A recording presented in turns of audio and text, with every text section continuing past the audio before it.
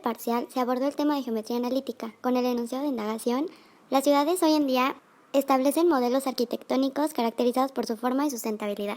Encontramos distintos elementos que son necesarios para describir geométricamente una línea recta, tales como su pendiente, ángulo de inclinación, su propia ecuación, distancia de una recta a un punto, así como el punto medio del segmento. Comenzaremos por explicar la distancia entre dos puntos. Para poder calcularla es necesario identificar nuestras dos coordenadas, que en este ejemplo son menos 4,8 y menos 2,1. Como paso siguiente, vamos a nombrarlas como x1, y1 y x2, y2. Esto con el fin de poder sustituir los datos en nuestra siguiente fórmula, la cual es raíz de x2 menos x1 elevado al cuadrado más y2 menos y1 elevado al cuadrado. Ya que sustituimos correctamente los datos de nuestras coordenadas en la fórmula, vamos a empezar por hacer las operaciones que están dentro del paréntesis para después elevarlas al cuadrado, sumarlas y finalmente sacar raíz. Ahora explicaremos cómo calcular la pendiente dentro de una línea recta. La fórmula es la siguiente: m es igual a y2 menos y1 entre x2 menos x1. Iremos el mismo procedimiento anterior, en el que solo vamos a sustituir los datos de nuestras coordenadas y vamos a dividirlos.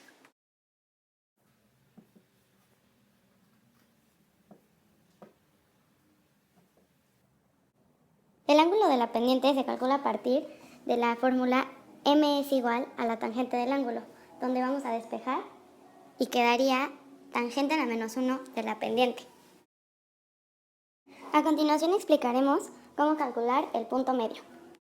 Primero debemos calcular x es igual a x1 más x2 sobre 2, al igual que y1 más y2 sobre 2.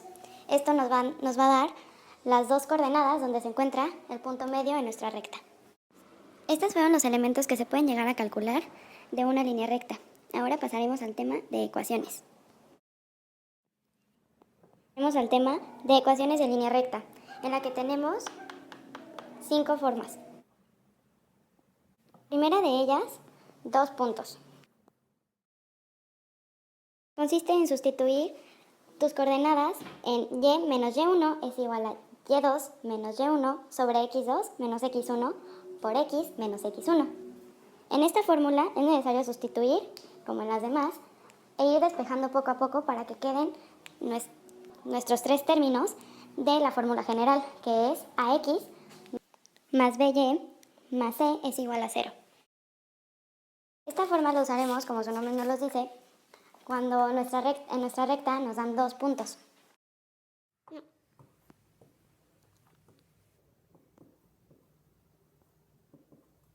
Pendiente se necesita la fórmula de y menos y1 es igual a m por x menos x1, donde m es igual a la pendiente.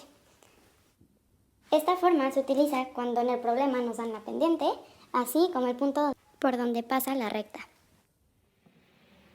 En el siguiente ejemplo nos dan una pendiente igual a 0 y que pasa por el punto 3,8.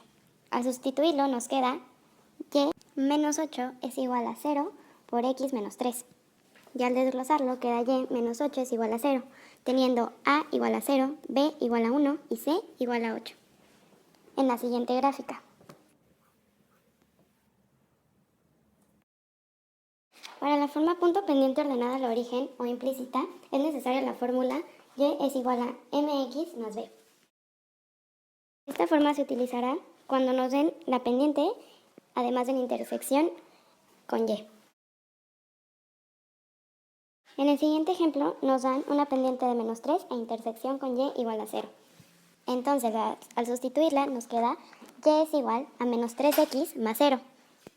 Y al final queda 3x más y es igual a 0, donde el denominador de 3 por consiguiente es igual a 1. Entonces, en nuestro plano cartesiano avanzamos menos 3 en y 1 en x, como se muestra en el siguiente ejemplo.